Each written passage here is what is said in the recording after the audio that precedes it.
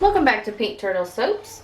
So I thought my camera was recording when I first started this, and obviously it wasn't, so I've already skipped to the very first step of this soap. I went ahead and added the lye water, which had some titanium dioxide mixed with it to give it this sort of creamy color, because I did want to start off with a white base. Today I'm making an Easter soap, and I want to achieve very pastel colors, and that was the reason why I chose to start off with a white base. Last year I made an Easter soap using a Fruit Loop fragrance, and this year I changed it to a bubblegum fragrance, and it smells so good. So our next step is to split off this larger container into 4 smaller ones, because there's going to be 4 colors in the bar. Alright, so everything is nice and poured off into the 4 containers. I eyeballed them, they're pretty close to even. In this first container I added blue, Caribbean blue, instead of blue vibrance, just because blue vibrance, even when you mix it with titanium dioxide, it's not as bright or as pastel as what I'm wanting to achieve, so that's why I chose to go with a lighter blue. In this next container I'm adding mimosa yellow. In the third one we're adding pink vibrance, and in the last one we're adding purple vibrance. All of these come from Nurture Soap, and I'm only starting off with a little bit because I don't want to make them too dark. I'm going to blend these up, and then if I see one that needs to be a little bit darker, then I can just go back and add more colorant. So I'm going to go through and blend these up real quick.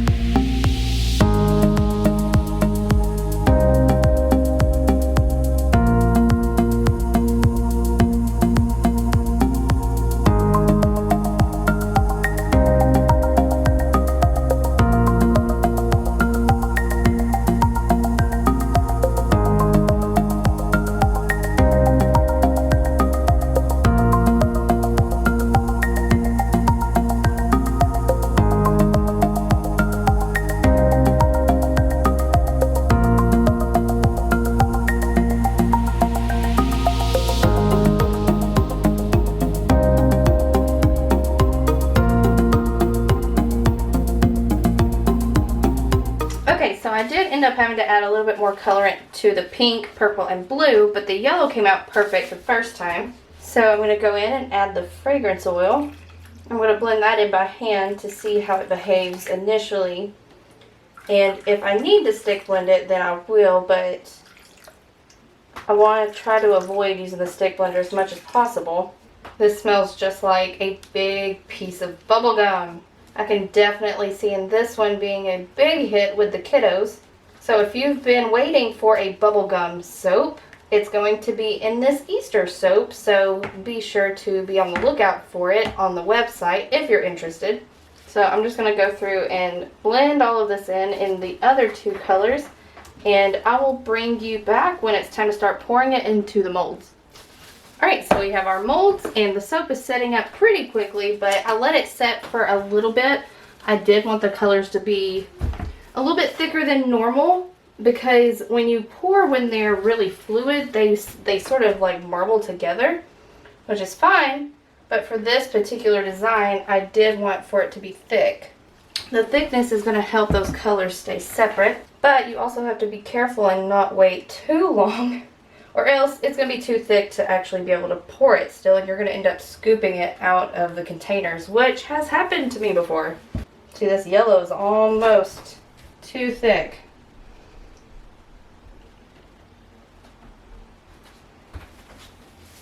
But that's okay. We're moving right along. I'm actually going to do a hanger swirl in this.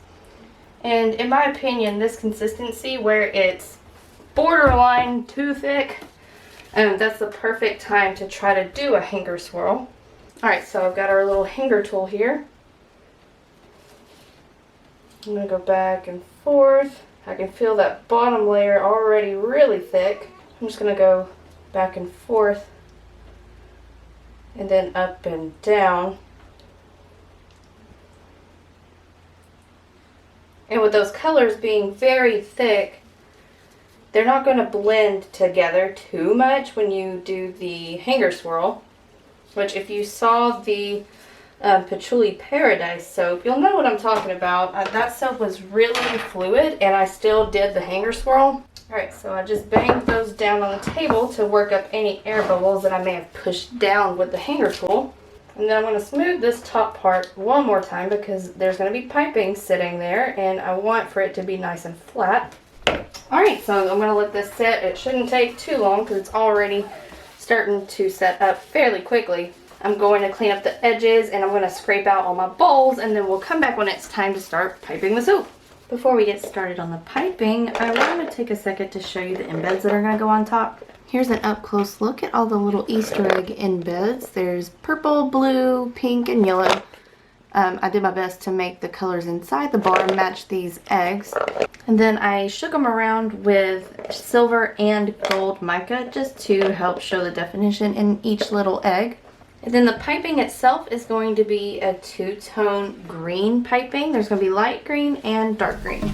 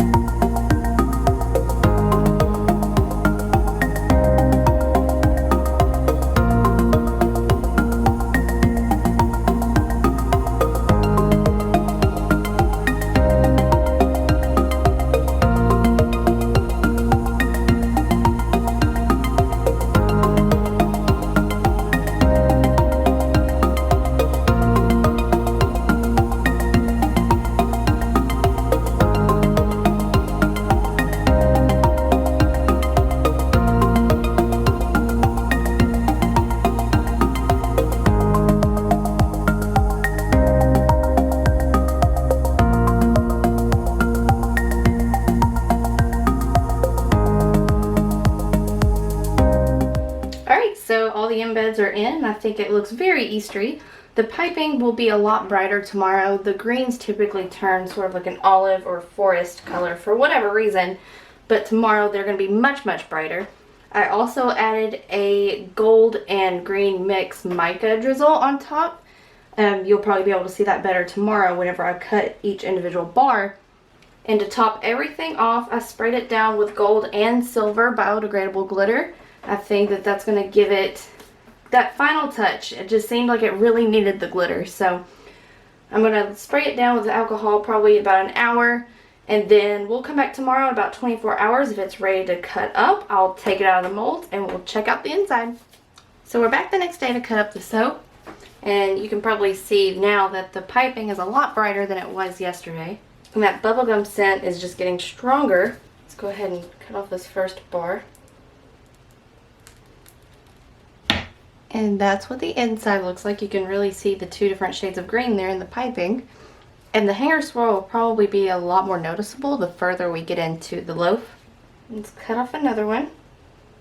I have to line it up just right so I don't nick any of those eggs on top.